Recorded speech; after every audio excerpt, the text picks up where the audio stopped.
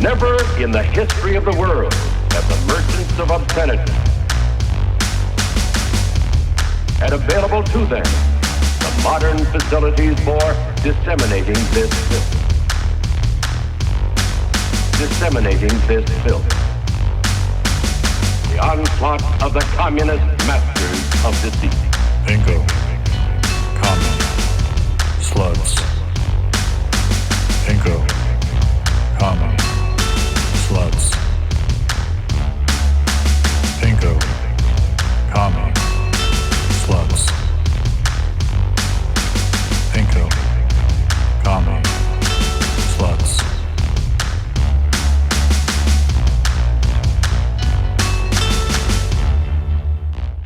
Hello. Yo. Steve's here.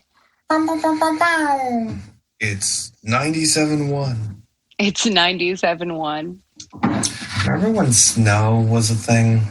The musician, Snow. Oh, yeah. Didn't he have like 2 O's in his name or something stupid? It was something stupid.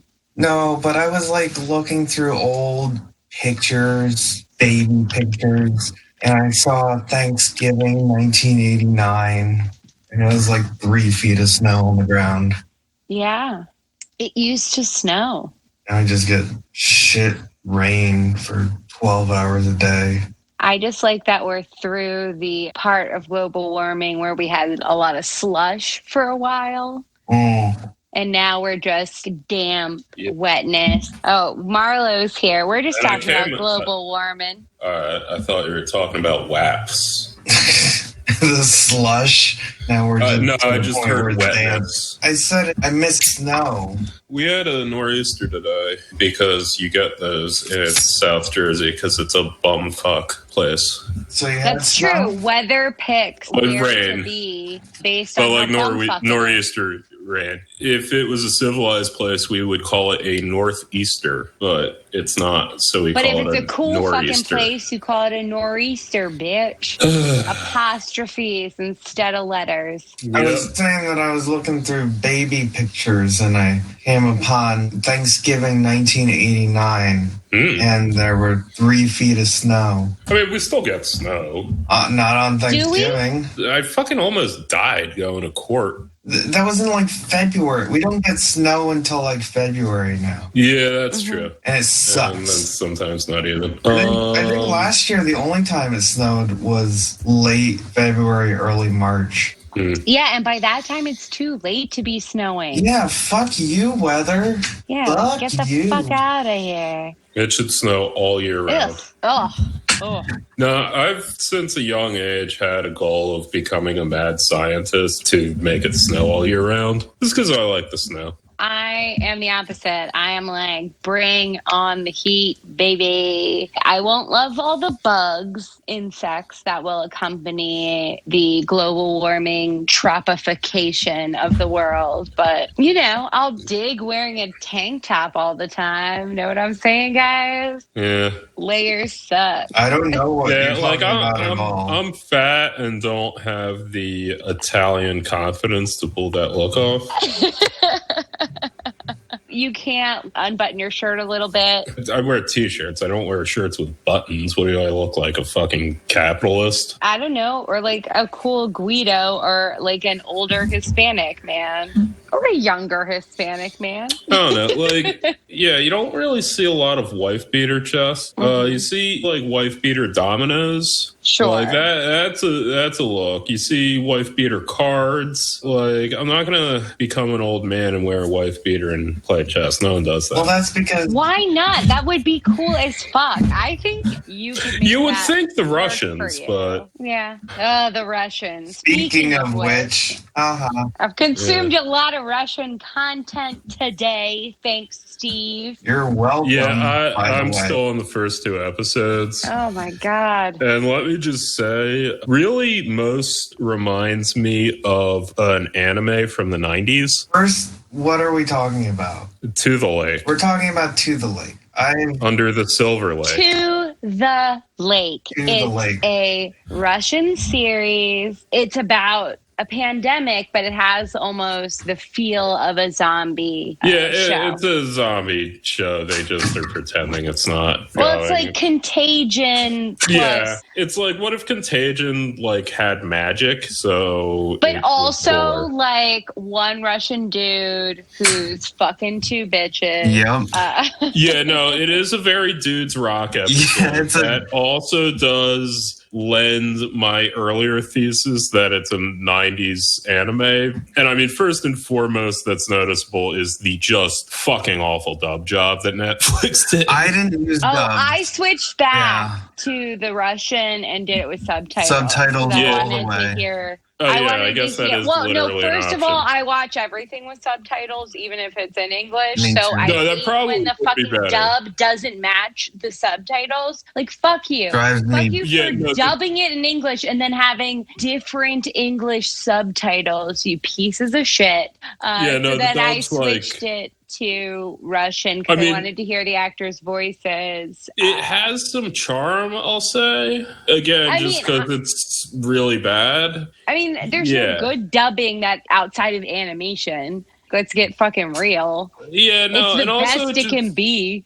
Feels like they don't have very good voice actors. Like, it's more than the words matching the lips, but it does give it this very anime feel where it's like, we must get out of here. What? This is my father. His name is Boris. And then the soldiers. And it also has a very feel to 90s anime where there's this presumption in 90s anime that like Tokyo is the most important city on earth. Yeah. And it does that for Moscow. Yeah. And clearly that's not true. Clearly Crystal Tokyo in the future of Sailor Moon is the most important city. It's always a different Tokyo than the current Tokyo, but like it's still Tokyo. Crystal Tokyo, it's Tokyo, but with some crystal palaces. Yeah, sure.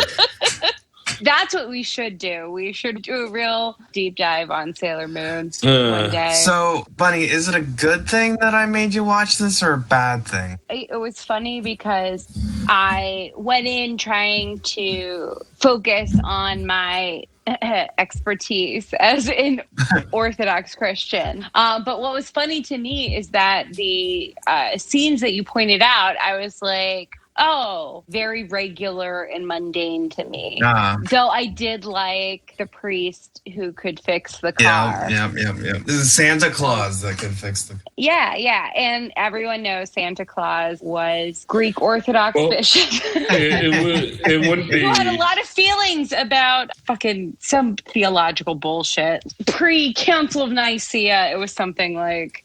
Anyway, the actual St. Nicholas had a lot of feelings on the particulars of how you could do confession, I think. Right. And also he banged whores. So I want to set this up that this show was made before COVID. The show was made or released in the fall of 2019 in Russia. And then Netflix picked it up after it won some awards in like award shows or festivals. Yeah, which I love that thing that Netflix does where it'll pick up a show, especially from an international market, and then they'll put it on Netflix and they'll be like, bam, Netflix original series. Oh, yeah, no, that fucking rules. Not even like Netflix presents, but like... total alpha move. A dude's rock move for a dude's rock show. I know. Look, I feel like I'm consuming a lot of dudes rock content these days. Yeah, we made you watch Red Dawn, which was very dudes rock. James Bond. Mm-hmm. Though we did watch Queen's Gambit, which but that's almost Lady Dudes Rock. That's an anime. Well, no, you're just saying that because clearly her face is not real. Yeah, she's got very big eyes. No, but it's a shounen anime. It's a young prodigy. Hikari no Go would be the something no go. Phil knows what I'm talking about. I'm speaking to our audience. Didn't you say that like a non-zombie pandemic is a genre or post-apocalyptic? Yeah, the Russians really like post-apocalyptic shit. Because I just know about this other fucking series. It's called like Metro or some shit, and it's like this mega franchise out of Russia that's like coming into America through video games. But like it started as a novel series. It's like mutants overtake Moscow and like everyone lives in the subway system. Oh my God. Let me just put it this way, guys. If you've ever met a Russian, boy, do they think Moscow is the center of the world. Yep. Like, even on a disparaging, like, matter-of-fact throwaway way, like, every person I know who is Russian is like, of course, Moscow. And I'm like, my familiarity with Moscow as a place is purely a theater history. Like, Yeah, but that's the same with the East Coast in New York and the West Coast in LA. Yeah. Is it? No, well, the difference is those cities actually are better. Yeah. Like, Okay, and like, let's bring it. up, I loved it because there was a brief return to normalcy where we had an online New York versus everybody moment on By the Twitter. way, the series, the first novel is called Metro 2033. And it is the Metro franchise. So that's what I was thinking of. But anyway, you were saying New York versus everyone. Yeah, New York versus everyone. You know, I too, as someone who's lived the majority of her adult life in around New York, where I have a familiarity and a like periods of just like utter hatred of of New York. The reason New York gets so much attention is because it's literally the largest city in the fucking country. I can't emphasize this enough. And it's one of the two media capitals. Yeah, it's one of the two media capitals, but like and financial capital. The population. So the way and has Los like the Angeles best people is an who are better than you media if capital. you don't live there. New York is a center of fashion, finance, media, entertainment, like all of these industries in one place. Also, it's more populous than any other fucking city in the country. Again, the second most populous city is, of course, Los Angeles, which I think is like a 5 million people difference. Significant, I'd say. So yeah, I think it's fucking fine to focus on. Well, I wanted to bring that up that there was, throughout the show, the farther they moved out of Moscow, the more they found people who hated people from Moscow, which I'm going to discuss in a little bit, but I wanted to talk about... Well, there was that, like, kind of right at the beginning, it was like, oh, kind of this implication that the people from the city were going to infiltrate these still clean other rural places, right? To escape. Yeah, which is always fun because I think that's how the big city gets treated. Like, it's the center of everything, blah, blah, blah, but it's also like a gross, dangerous place full of like terrible people, ill-equipped. Which I could relate to because that's how most people thought of the cities when the pandemic hit. Mm-hmm. People fled to the suburbs. And so that was relatable to me in terms of, wow, you guys really predicted a pandemic pretty well a couple months before. So I would just hang up, though, as a counterpoint. And also I'm going to call this Zizhekian, even though I don't have a specific thing Zizek said, but in his words, I don't watch about 40% of the movies I discuss. So I don't read about 80% of the Zizek I refer to. So I would say the one thing is it's softly a propaganda piece, just insofar as suggesting that the government of Russia is competent enough to be that overtly, like quickly, like within 48 hours. Well, they discussed that in later episodes. Okay. Which is to say... Also, I just got to say, like, within 48 hours, there's already rape gangs. Seems a bit much. Well, that was the thing, too, is that I felt like I could easily imagine an American watching this and being like, like, not us. Like, yeah, no, I mean, like, I just... Like, we haven't gotten to full-on rape gangs yet. I mean, well, yeah, how could you? Like, that's the name of the episode, Full-On Rape Gangs. Yeah. Like our sponsors, the Fulan Gong. Like our sponsors, the Tourism Board of New York. Type in Pinko Commie Slutz 20 when you visit iHeartNewYork.com or whatever the fuck their tourism site is.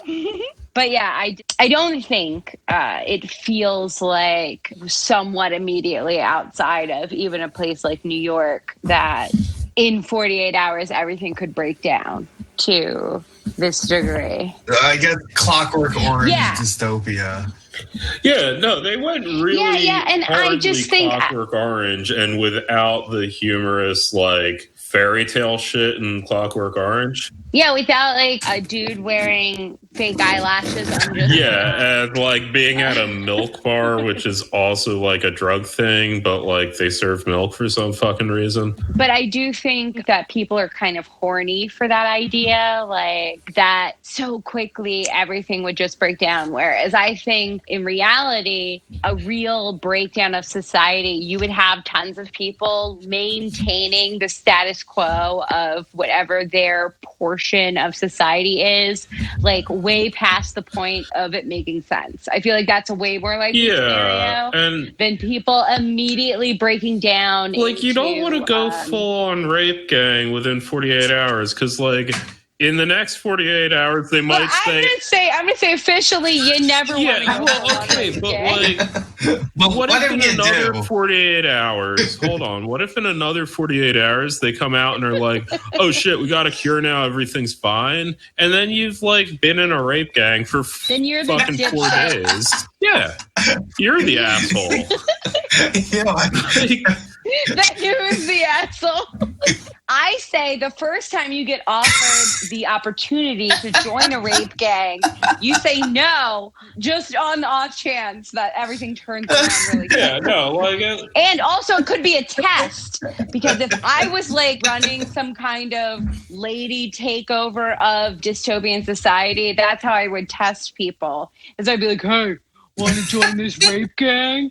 And then if you're like, yeah, I'm like, oh, you're dead now. Sorry, you can't be in my new utopian society.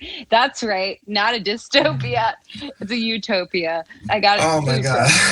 I want to talk about the class of the people in this. I think that was immediately interesting because it's something that I guess I don't watch enough Russian cinema or shows, but they very much showed upper middle class and very wealthy suburbanites from Moscow.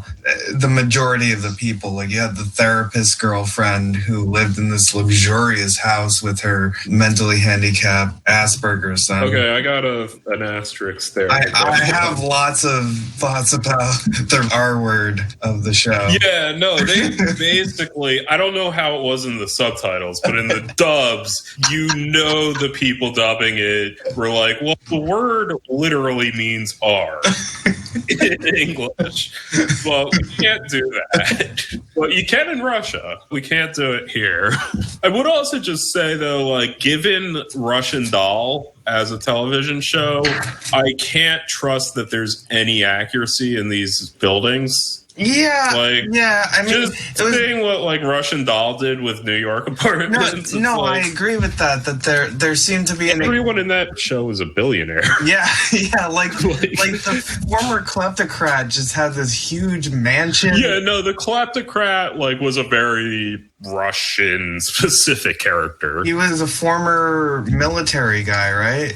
So, like a higher up, formerly of the Soviet Union, and then he just got really wealthy with the fall. Mm-hmm. You had some like lower class, working class people, like Irina, who is struggling with her child and bringing them to school in Moscow because she can't afford to live in the suburbs like the new girlfriend can, who she resents and hates so much. She makes that clear. She, like, I think she talks about. If you watch the rest of the series, they go at it like two. No, She like Yep. reads her diary. It's- It's Yeah, like, I get that the point of this is like a family drama Bitches on be the crazy. backdrop of the apocalypse. I get that that's the conceit, but I feel like there's something very Russian with going, what's his family drama? Oh, it's when your mistress and your ex-wife have to live in the same place. yeah. You know, that situation. And one has perfectly fine son, and other, you know. Whoa, we don't say that. But that's how you know. But that's what. it's Okay, you deep. find out when Ira, the cold-hearted sociopath ex-wife, reads the diary. You find out that she ends up fucking Sergei to have a new father for the. That's her motivation for the entire. Yeah, see, Stealing. okay, I just gotta say for the Which record, is, I like, just want to put a little disclaimer in here. Ladies, no matter what any media has told you, do not write down your fucked up thoughts in an easily identifiable tome. Look, chances are someone's going to Especially if you're stealing somebody's man, which she did. Yeah, so just put it in code, do something, but do not ever feel safe in admitting your darkest motivations for things. Just in general, I think. yeah, I mean, Let me tell you, especially if a real breakdown of society starts happening, I'm reading all of your diaries. I don't care. You want I that don't drama. care, You want. right? I'm responsible. See, that's the thing. I will creep up in your personal information, but I Wait, will are live a you double set- life for the rest of my life. I will pretend Are I've you- never read these. Are you saying I would that do you that. wouldn't have sex with But- your ex-husband while the current girlfriend is dying from the plague? Well, I mean, look, to be fair to Ira, I think that she Yeah, was yeah. definitely going to die, the new girlfriend. So also they do it right after she saves him. Like, is he suiciding? Did he just fall into the Yeah, the pool? son. Fucking, No, No. Sergei. He drinks Yeah, himself into Sergei. a pool. yeah. And then they bang next to the Yeah. pool. And it's really uncomfortable as the grandfather says the prayer to the idol, to the icon. To the icon, yes. And I liked how many candles there were. Oh, God. It was so good, though, later on when the priest who marries everyone Mhm. but also fixes the car, the character Marina is like, can you light a candle for my dead baby? And the priest is like, did you get it baptized? And she's like, I didn't get a chance. And he's like, so Can't do sorry, it. Can't We light got a rules. candle. does the What you- fucking Russian Orthodox what you Church could do. work off of 1100 Yeah. law? Yes. Well, the fucked up thing is that Orthodoxy sees itself as doing the rituals and sacraments unchanged for 2,000 years, right? But the Russian Orthodox Church in particular made changes. Yeah, I know about in the old believers. 1600s to like blah, blah, blah. And then recently they've had a further schism with the other orthodoxies for political reasons. The funny part about it is he's like, I can't light a candle for your unbaptized dead child. But what you could do as the mother is you could personally intercede on that child's soul's behalf. Like, that's a very Orthodox thing that, like, they have these technicalities with the rituals, but because it's ultimately that you have this mysticism where you could personally intercede. And if you feel unworthy, you can avoid trying to ask Christ or God themselves. You could go through the Virgin Mary or a saint of your choice to like go on your behalf. And that's the cool thing about the Virgin Mary is that she's just like fucking doing it. She'll fucking pray on anybody's behalf, you guys. Yeah, so if you feel particularly unworthy, you ask typically the Virgin Mary or the like name saint that you feel most comfortable with to like do the thing for you. But I love that like technically the priest can't light a candle for the unbaptized soul, but you could directly ask God yourself to save it. It's a loophole. Like, it's so funny to me, and it's a really fun juxtaposition with what I understand Catholicism to be. Well, yeah, in Catholicism many ways. specifically dropped the unbaptized baby shit because they realized like it's kind of traumatizing, weird, yeah, and terrible. Like, just they realized, oh, right, that's awful. Our bad. Yeah, well, that's why Orthodoxy is cool, because we are hardcore and we're like, death, death, death. Look at skeletons. They're like, cool because your priests have nice. Beards. That is true. They Yeah. are the best beards. Like, how am I supposed to tell that a Catholic priest is wise? Like, they could be 11. I don't know. Like, they don't have beards. Mm-hmm. Is that because they're like children? Well, and then Unlearned children. You've got like Catholic priests. They could be Italian. They could be Hispanic. They could be Irish. Yeah, no, I mean, their church was more successful than yours. I mean, I mean, just in like a global outreach terms, and yeah, because they're more. So they win. Like, you know, who's not oppressive? A bunch of religions that don't exist anymore. I wanted to talk about the Soviet nostalgia, since this is Pinko, Commie, Slutz. Yeah, no, I mean, this would be outside the ken of what I've seen so far, so present your case, dude. Did you feel like there was a sort of nostalgia for a previous organization? So Misha, the mentally handicapped child, he has autism. That's like... Asperger's. Yeah, not even, well, I mean, like, now it would be just called autism spectrum, but, like, yeah, he's a very high-functioning autistic. That's barely a thing. I'm fairly certain I have Asperger's. Somewhat weirdly, she tortures him by, like Jesus girl, Christ. by the hot teenage girl, making him lick alcohol off of her and then making him throw up afterwards, and then has sex with her in the next scene. But like that entire storyline is so contrived because immediately she's introduced as this like bad girl. Look, she's wearing dark lipstick. But what I disliked is that upon her first interaction with the Misha character, she's immediately trying to like feel him up. And I don't know. Look, let me know if I'm crazy here. But I've known a lot of crazy bitches, and this trope still always feels so fake to me.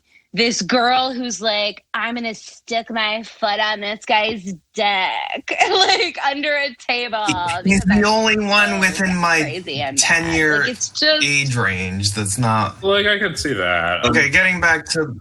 I just feel like this is something I only... Just even the people I know who acted out in these ways, played with promiscuity, etc. Like, this still doesn't feel like something they do. It's always like, seems like the fantasy of some writer. Predatory women, Russians love that. Not that predatory women don't exist, but I feel like in fiction, often the predatory woman is less reflective of the reality of a predatory woman. The magic of the Russian Orthodox Church got them married, and so now they're happily ever after. Like, okay, move on. This does sound like it turns into the Kirk Cameron Left Behinds. Okay. Based on what you've been saying, to be honest. All right, so Misha is sitting down next to Boris. Boris is the Russian grandfather, the father of Sergei. And Sergei is like almost on the brink of dying, and they're like sewing him up. I think Irina just sewed him up and he's feverish and they're hoping he survives. And Boris is drinking with Misha, and Misha's like, why does your son hate you? Basically. And Boris is like, well, we didn't really have a manual for being parents, let alone good parents. And the exact quote is, we worked from dawn till dusk for a better tomorrow. but after perestroika, that better tomorrow was just canceled. And then he goes on to say that he was a mathematician working in, a government institute. Yes, there's a lot of, sorry to cut you off, there's a lot of copious mentions of his mathematicianness and a lot of characterization of, like, Sergei has an oppositional feeling about his father's praying, and he brings up Darwin for no reason.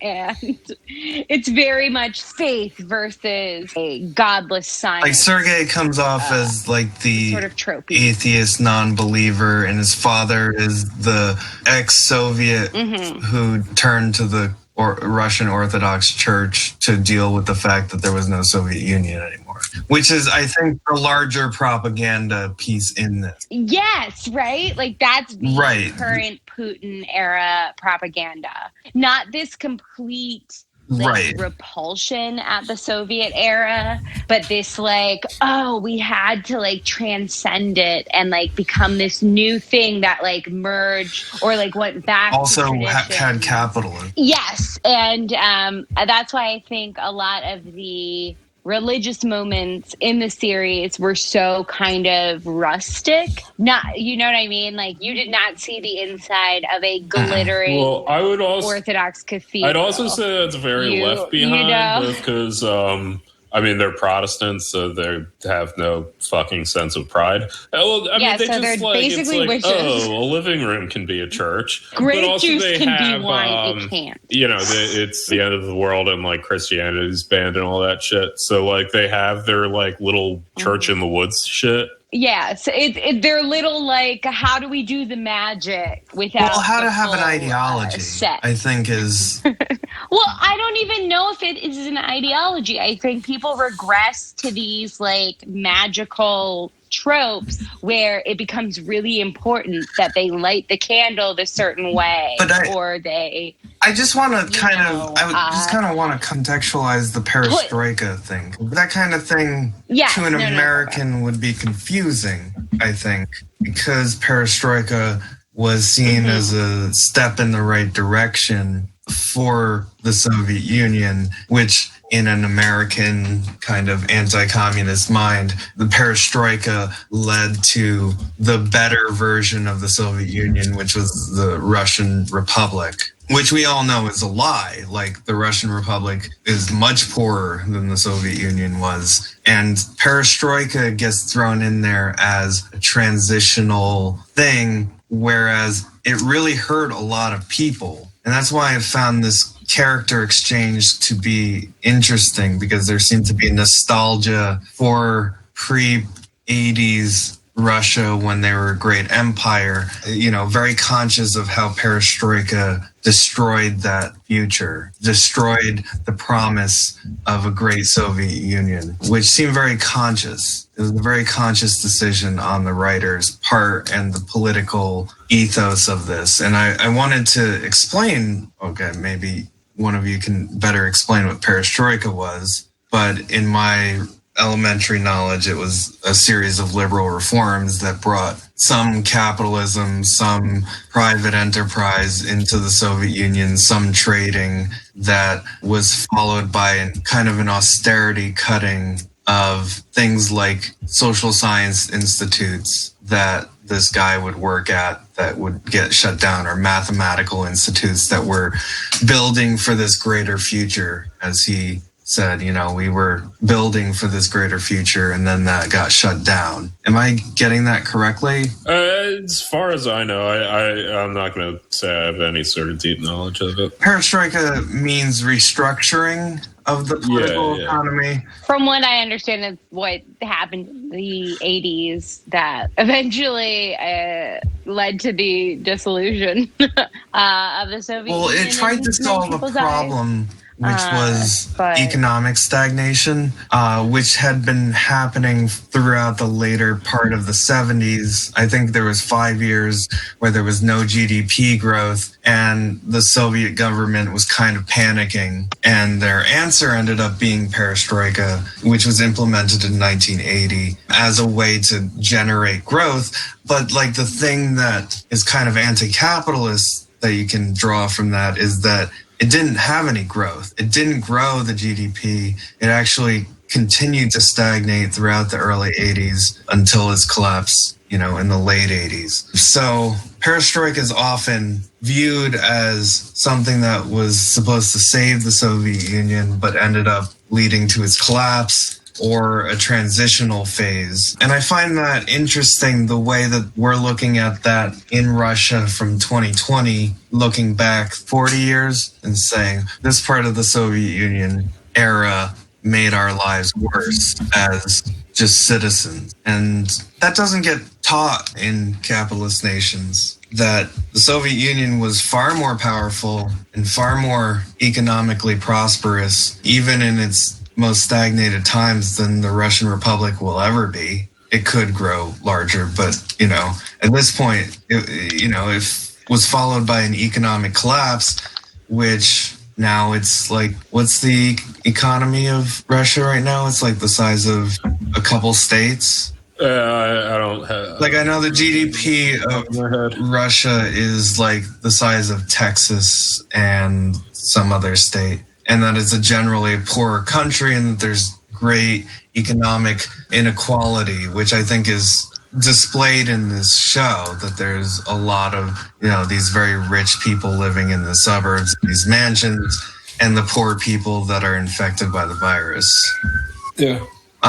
Then there's a second scene, which is in a later episode, where they come upon this old Soviet army reserve who swore an oath to the military science of the Soviet Union, and read out the oath. And the woman who was there was like, well, none of that is there. No, the Soviet Union isn't there. The military science of the Soviet Union is there.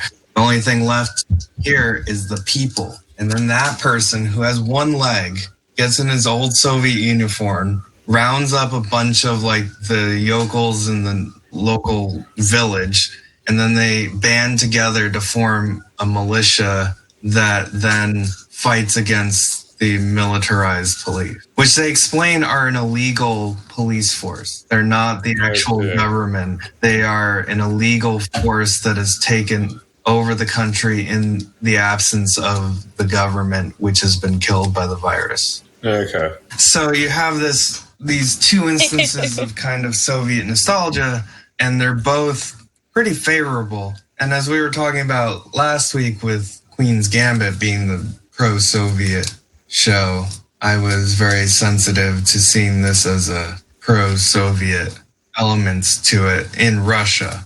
And people from America often don't understand that there is a nostalgia for the Soviet Union in Russia. Yeah, they can barely understand that anything positive happened. They're just like, no, everyone was sad. There was another movie, Trans-Siberian, where I saw this, where Woody Harrelson's character was talking to the ex-Soviet police officer, and he's like, you can't actually mean that you missed the days of Stalin, the genocide? And the guy was like, yes, well, now here in Russia, we have this, old folksy joke about people getting on airplanes and people dying, pointing again to the inequality that introducing capitalism into a formerly socialist state brought about all of the bad parts of capitalism that we just have come to internalize. Come to internalize and come to essentialize as evidence of worth and how hard you worked and all that fun stuff. The only other thing I had was that the show ends with the Chinese invading. The Chinese are infected with the virus, but they're also invading the country. And there are rumors, and this is the kicker, that the Chinese started the virus to come and take over. Okay. The series 1 ends with the lake house being firebombed by the Chinese and the Chinese coming down to take them. Season 2. Chinese virus. Season 2. The Chinese fix everything. Virus. They fix everything with little cups The of hot Wuhan water. virus. Wouldn't that be funny if that Little cups of water? We cured something. Mm. Little cups of hot water Yeah. Preferably No, they free. do love that shit. It's their favorite fucking thing. They love going to restaurants and just asking for cups of hot water. It's their favorite thing in the world. And if it's an outdoor dining at all, they will assume that they're allowed to smoke. Yeah. Anyways, that's the... Oh no, yeah, watch it with dubs. Like, yeah, because the dubs like really make it feel like an anime. Like, also even the like dude's situation of being in a love triangle, like that's very anime. The cops being like, "Get back, lady, or else I'm gonna have to do something." Yeah, it's all very anime. I kind of like that. It is like anime in that I get very irritated again that the English subtitles do not match the choices they've made for the dub. Why make two it's like different two choices? companies. I don't know. Don't understand. Well, it's presumably two companies, and presumably one company that based their translation off of text alone, and another company that based their translation off of how the or as Derrida would say, of the person. As somebody who has consumed a lot of dubbed content throughout her life, just, with my fabulous international Canadian American lifestyle, it's a thing. There was this, I remember very distinctly being young, and there was some children's programming that was obviously dubbed into English from some other language. But I just remember the main girl in this, it was two kids who had found a magic house, some shit like this. And the girl was like, "Yes, I like to smell flowers in the summertime." And they made her say it like this so it would match the mouth of the actress. And I've always thought it ruled very hard. No, yes. Well, actually, interestingly, I just learned that the Big Comfy Couch, speaking of children's shows and language shit, because it was made in Canada and expected to be shown to different language audiences, they specifically shied away from the letter A goes like apple. They specifically did not do any linguistic shit in Big Comfy Couch, and instead was just here's cleaning your room or whatever the fuck. Yeah, okay, they're both short A sounds. Apple, whatever. It's a Canadian accent. I can't. The way they say period is A. Huh? End of every sentence. Oh, yeah. Also, they say Z, not Z. Why Z? Yeah, they do say Z. Oh, yeah. Throw that in, Matt. That shit rules. Let's get it sued by Rush. It's all text to Derrida. Yep. Rules. So, in other words, according to Derrida, I actually am watching subtitles. Yeah, because language and speech is actually just writing. Yeah, speech and writing. Yeah, all speech is writing. So, actually, I am watching it in subtitles, according to postmodernism. Yeah, no, it's all right. I can see where it's going, I suppose.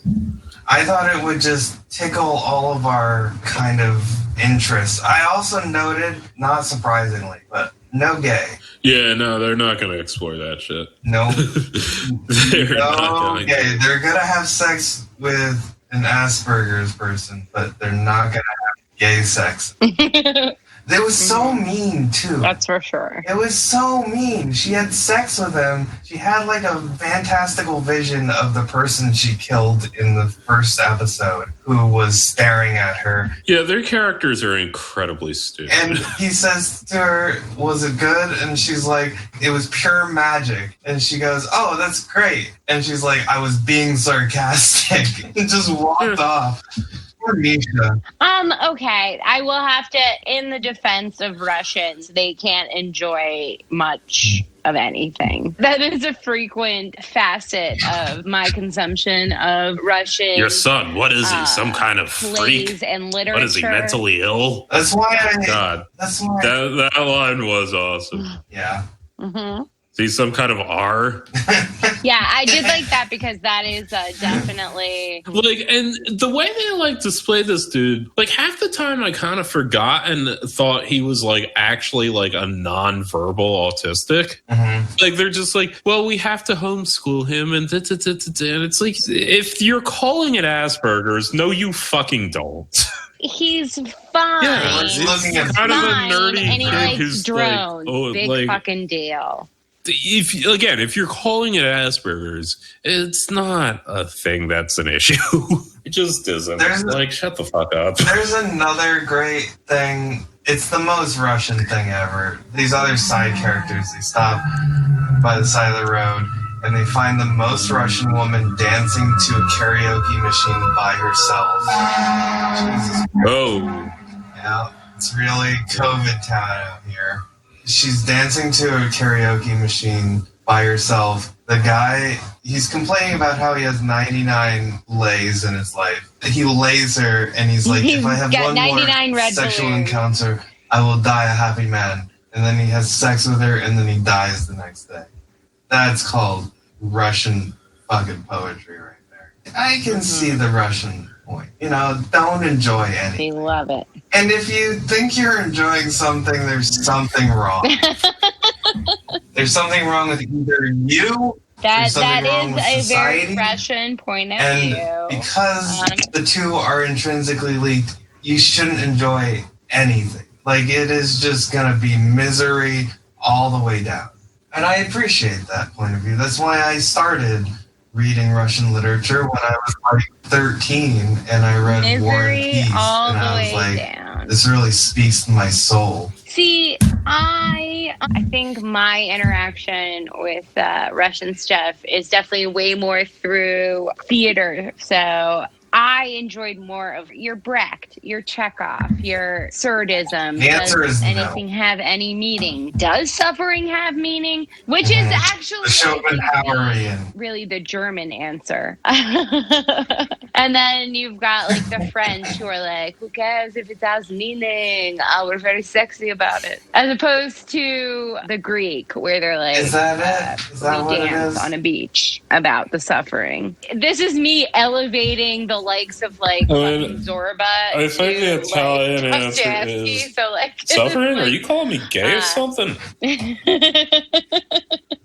Though I do think Russian they sure are. Stuff is preoccupied with suffering. How to be cool about it. That's a big question. On an exceptionally hot evening early in July, a young man came out of the garret in which he lodged in S Place and walked slowly as though in hesitation towards Cambridge. He had successfully avoided meeting his landlady on the staircase. He hates his landlady. Raskolnikov just hates his landlady, and that's who he ends up killing. You can just tell from like the second sentence in this fucking book that Raskolnikov is gonna kill his landlady. Well, that's also a very Russian thing, is finding a like narrative contrivance. Yeah, I can see myself maybe I could murdering my landlord. Just throw that. Or like, have you ever really thought about murdering? Hoarding all the money. She's hoarding all the money, and then he takes the money and he gives it out to poor people and then buries the rest of it. And like, what's the harm? You just murdered a landlady, and then you had the other perspective, which is the Law and Order CI move, which is to have the police officer like looking for him in the B plot of this book. And, then you have endless repetitions of this style of Crime and Punishment, which is incidentally the name of the book I say for the first time learning which book you were talking about. I was like, is this Anna Karenina? I have no idea. Anna Karenina is not the guilty man, but the guilty woman. No, it's not Anna Karenina. No, but have you ever thought about how the Woody Allen picture, Crimes and Misdemeanors, mirrors these things? God damn it. Well, all I know is I like Out Cold because they basically lift the plot of Casablanca, and that shit rules. Yeah, Crimes and Misdemeanors. It is what it's called. Ooh, has anyone ever tried to do a modern adaptation of Anna Karenina, but like it takes place in like 2020 or something terrible like that? I feel like you could do that very. Let's do it. There's the Keira Knightley movie. Right. No, I know they've done the movie before, but like, no, I want to like have that shit take place on the backdrop of like high school drama or something. You want to like, that would be hilarious. Well, yeah, no, I want to do 10 Things I Hate About You. Is that Taming of the Shrew? Yeah, something like that. 10 Things I Hate About You is indeed Taming of the Shrew. It is my favorite movie. But Clueless, your favorite movie, is basically a modern adaptation of Emma. Jane Austen's Emma, which you know from the Gwyneth Paltrow Empire Waist archery movie.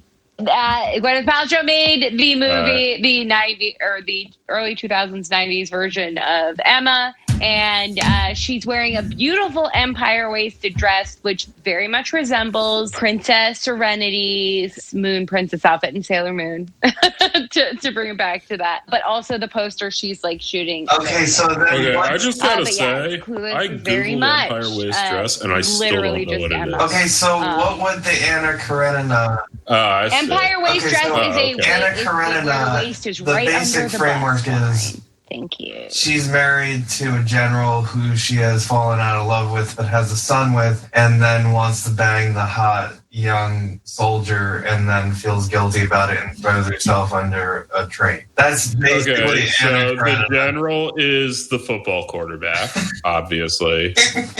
I mean, duh. Then the soldier is a slightly less powerful football player. I don't know. Figure it out. No, it's got to be like the nerd. Oh. Are soldiers the nerds of 1800s Russian high society? He's the guy that is the taboo. He's not and also there'll be a class thing. Like, it'll be like rich girl, rich quarterback, and like poor nerd. Yeah. We could do that. I forget his name was, I think, Ivan Ivanovich or some bullshit. Try harder with your fucking patron. Like, that's the problem with patronyms is every country with patronyms also has a dad who insists on naming his kids after himself. So then it gets repeated twice and like just sounds dumb. Oh, you're saying Teenage Wasteland. Yeah, I'm saying we could this could be a John Hughes thing, honestly. Yeah, honestly, my idea is actually sounding way more 80s the more I think about it. I don't know what a very 2020 take on this would be, though. Vronsky, Alexei Karanovich. Yeah, you cut out a bit. Cavalry officer. So, like a less powerful version of a general. And her husband's name is Alexei Ivanovich Kareninin. Jesus Christ. The senior state. How does anyone read this shit? I'm sorry. They all have like 40 names. Yeah. It's what like Kafka did is he's like, hey, do you like depressing East European literature but you hate long names? But you prefer just reading sentences that are paragraphs long? Yeah, whatever. I don't know the structure of Tolstoy or Dostoevsky enough to like comment on what their writing's like. Well, it's like hyper-realism, so they're trying to make it as real as possible by showing every side of whatever argument they're trying to make, because it's all an argument. The argument of Anna Karenina was to investigate the mind of a guilty woman who's a cheater and a harlot. He was like, I want to investigate what would happen if a woman was guilty of something. That'd be it. This book is called My Whore Wife. She just wants. Wouldn't that sex be with something? Vronsky Wouldn't dick. that be crazy? This book is called My Wife is a Whore. Or no, I like the idea of like, what could I even imagine would motivate a woman? Anyway, the point that we're trying to make, though, is old classics of like literature should be discounted because they're sexist by today's standards, and you shouldn't read them. They're bad, and you're a bad person if you read them. If anything, young adult novels actually speak to people and are usually written by women, and they're only considered lower literature because of sexism. I'm going to go even further and say only read Nancy Drew novel. And that's it. That's where you should get all of your... Are those still... I'm pretty sure they were trying to put out a Nancy Drew's show. Yeah. I definitely watched whatever the recent Nancy Drew. I was a huge Nancy Drew fan. I believe those Hardy Boys suck my dick. Redwall and Animorphs, baby. Yeah. And was better. There's only one of her, and those are two men that have to do what Nancy Drew's doing. Come on. Also, I like that she had like two friends who one of them was like, in my earliest recollection of what I thought a lesbian would be, her name was George or Georgia, and the other one was like, God damn, names from the 40s rule. She was constantly, they were highlighting at every turn that she was just constantly eating. And they would mention her meal in every chapter. She'd be like, oh, there's Polly eating again. Does she ever stop eating? Does she ever stop eating? We're trying to solve a mystery in a bungalow. Chomping away. Yeah, which is a fun reminder that the consumption of food and a woman's appetite was used against her. It's a very American thing to do, historically. It is, though. It's very American, proper, tight, American ladies have no hunger. And Nancy Drew is always like, I'm trying to fucking solve a mystery here of who misplaced the cookie jar, and I'm gonna go follow the clues into the bungalow and then get captured and then escape somehow by the next chapter and then solve the mystery and bring about justice so I can go eat food again with Polly and Dyke out. But the amateur sleuth is an acceptable trope for a young woman to play into. It's almost as if you are accidentally good at solving mysteries, then they got to give it to you. I very much like this. Of course, lady. As far as I'm concerned, the novel is basically a womanly genre, and real men write long, epic poetry. Women as novelists was very Victorian. That's right. Because they were usually gentry women who didn't do anything but stay at home and follow their passion. Yeah, they were like just whiling their day away. And their husbands were like, well, it's either this or we got to put her in a mental home, so we might as well put her right. Yeah. And what she would end up writing was usually just that how her husband would put her in a mental home if she didn't do this. Yeah, I will say, that being said, as far as I know, Mary Shelley had a perfectly supportive husband. She totally did, and they all got freaky. Biopic about Mary Shelley is some untapped territory. Her husband, Lord Byron. Some Hollywood producer call me and I'll give you elevator pitches of shit. Mary Shelley biopic. That shit would own. At least some shit from 1982 on BBC that no one's watched. What the fuck is Sophia Coppola doing? Yeah, shit. No, that is some fucking.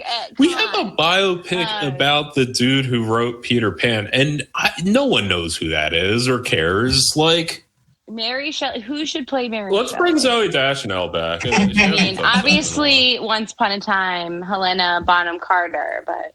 Zoe Deschanel, yeah. Property. You know, brothers? she's dating one of the Property brothers. It's a thing. They're two brothers. They make over houses. Oh, okay. People make jokes about it because they're like kind of almost twins. They might actually be twins, but they look very much alike. I have an and idea they're for a very Facebook muscular, group and they can that I've fix your been house. considering So, starting for like a week now, but I just kind of don't want to. It's called a group where we only post parody lyrics of the song Headstrong by Trapped. You're allowed to post anything that starts with Headstrong and then like Headstrong, I'm gay or whatever. I don't know. I was hoping it would be like a group where we only post parody Headstrong, lyrics I fucked your wife. All-Star. That kind of shit. Hey now, you're a pop star. Oh my God, remember that episode of Tom Goes to the Mayor with Michael Ian Black where they did that? Yeah, no, I'll totally like do that Simpsons play, but for Tom Goes to the Mayor. You're a gay man, get your gay on, get laid. Headstrong, I'm gay and I love dick. Gay. Headstrong, I'm gay and I love all the dick. Now, yeah, that kind of you're a shit. gay man, get your ass fucked, get gay. Oh man. All that's living is gay. I mean, well, I say when in doubt. Only shooting cum into your ass. Oh, God damn it. We got to stop now because now Cumtown's going to sue us. Yeah, that'd be cool. If we can get Nick Mullen that would to be force awesome. us to buy some of his shirts or something as part of the... He's just going to send a cease and desist letter for, like, making the dumbest fucking jokes. I want to have it written out now. Oh, you are stepping on my copyright. That's his thing. Being incredibly fucking stupid. And making a podcast about that. Anyway. Chickadee China, the Chinese chicken starts looking. Ooh. Yeah, no, I think Bare Naked Ladies deserves a They mentioned Sailor Moon in that song. As an artist. And I know you were like, wait, no, that is from 1 week. I'm a big fan. Like I said, they mentioned Sailor Moon in that song. Also, they are a huge feature of one of my favorite films, Rat Race. Wait, yeah, okay. I have a problem with Rat Race. It is. I like that movie. It is a remake of It's a Mad, Mad, Mad, Mad World. Why? And that was my favorite movie as a child. I would run around. Mad, Mad, Mad, Mad World. Yeah. In oh my God! In 1960, Steve, whose favorite? In 1960, I was born with flowing red hair out of my mom's vagina with flowing red hair, and then it was my favorite movie as a child. I was like, "Give me Herbie the Love Bug, and give me It's a Mad, Mad, Mad, Mad World." I want all of the Stooges in there. I want everybody to talk like this. And them to go to the big W. Give me the big W in the sky. Sailing right out there. Sailing right out there. It was the greatest movie as a child. And then I saw Rat Race. I'm like, this movie ripped off my childhood dream. Fuck this movie and fuck Pee Wee Herman. Wait, is he in that movie? I am like currently going to like create a graphic novel about a baby Steve having this experience. This is I mean, like my favorite such a movie. singular experience. Oh, probably Godfather. Just sailing right out there. Sailing right out there. You're gonna get $1 million. You want to find $1 million underneath? You dig underneath the big W. You go out there. It's out in San Francisco. Right onto the big W. Go out there. First person that gets it gets the $1 million. Go. And then there's like 10 of them. And they're all in like Volkswagen Beetle. They're all in some sort of rat race. Yeah, I think it's a killer premise. A wealthy eccentric randomly chooses people to compete for riches, and then so you're saying it's a critique of capital, betting on this with his other rich friends. It's great. I mean, in the same way Hunger Games is. Yes. And also, I mean, that's Hunger Games. They just decided to form a society around it. I see. Again, I have the same problem with Hunger Games as I do Rat Race, which is that it was a ripoff. Hunger Games is not as funny. Battle Royale. That movie fucking ends. Perhaps one of the greatest movies. Battle Royale. Yeah. Oh my god. I hear people on the fucking street talking about it. I heard somebody at one of my deliveries that was just like, Hunger Games, that's nothing, man. Wait till you see the original, the Asian version of it, where they're actually murdering people. And I'm like, cool. You 15-year-olds fucking rock on this Prospect Park stoop. Yeah. Oh, I envy them in a way because I definitely saw Battle Royale like mad times, way before Hunger Games came out.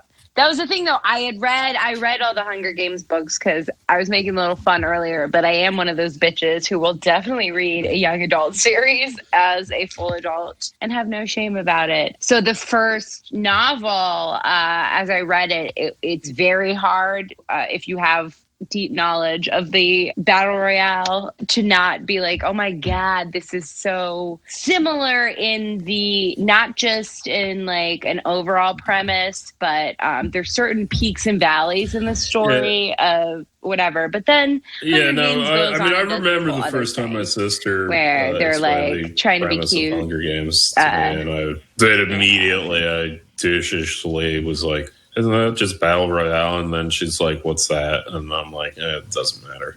So there's, Rat Race, we got all of them in there. Okay, well, just if we're naming things we like. Yeah, there's not that many original. I'm watching FX Fargo, which I don't like, but it has Colin Hanks in it, who was in Orange County, and that movie fucking ends.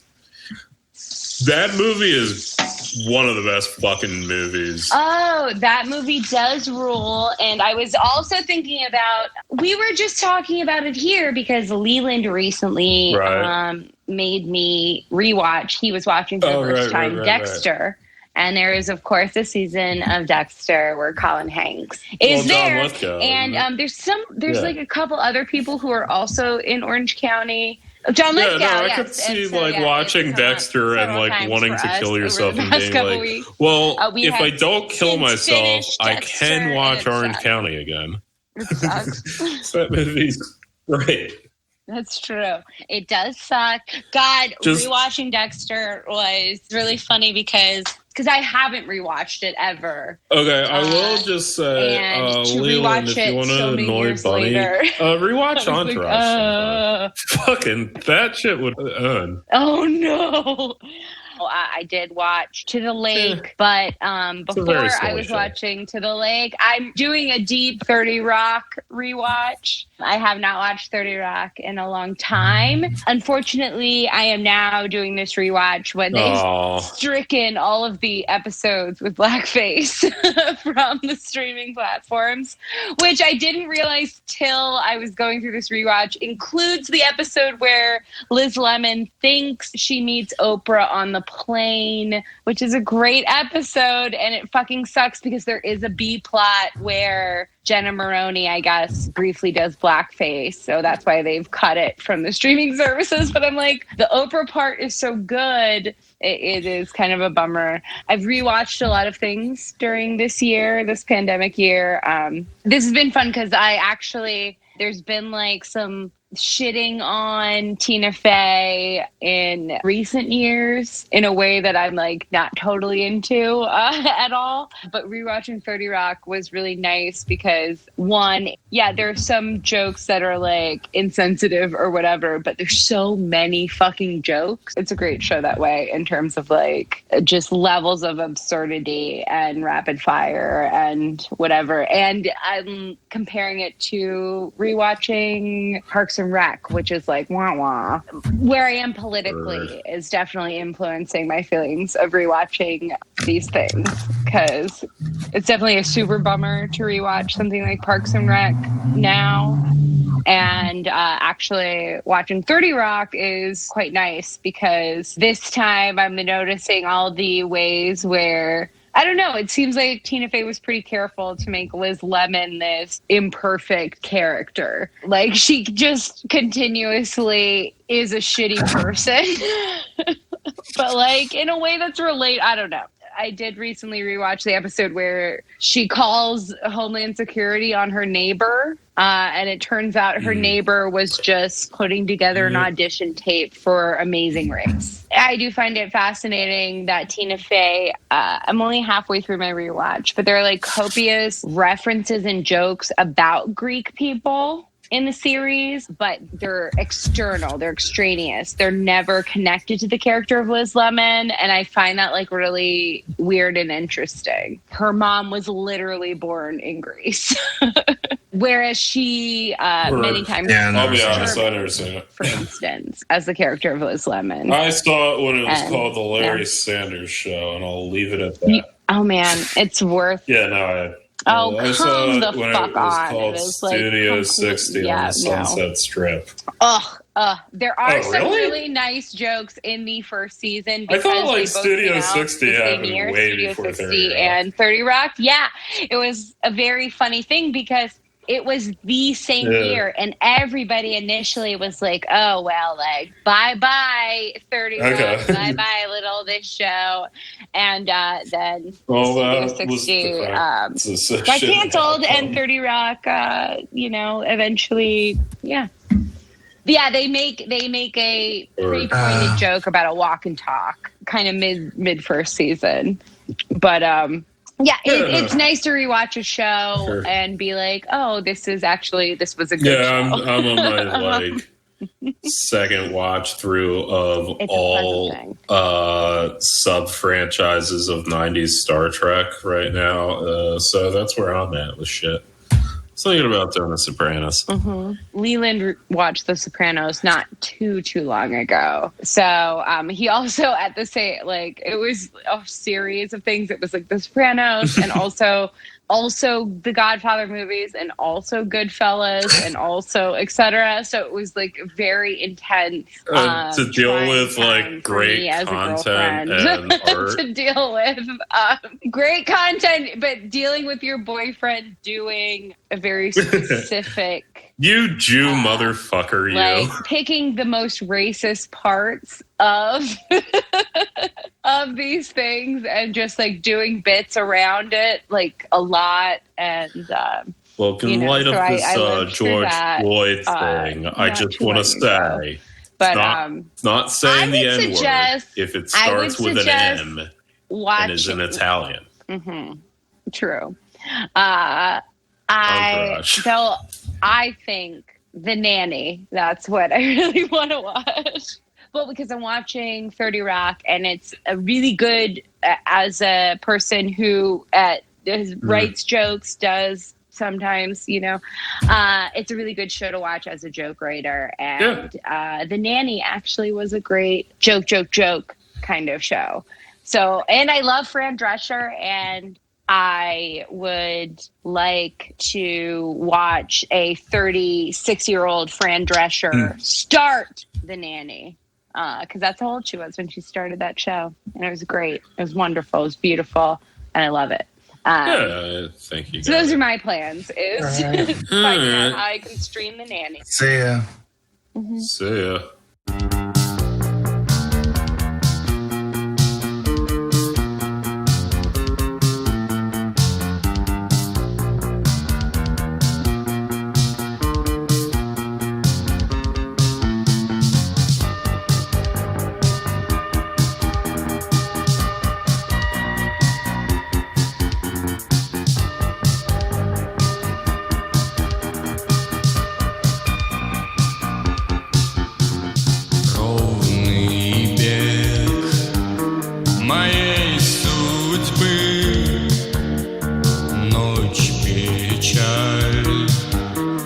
Блеск души, лунный свет и майский дождь в небесах.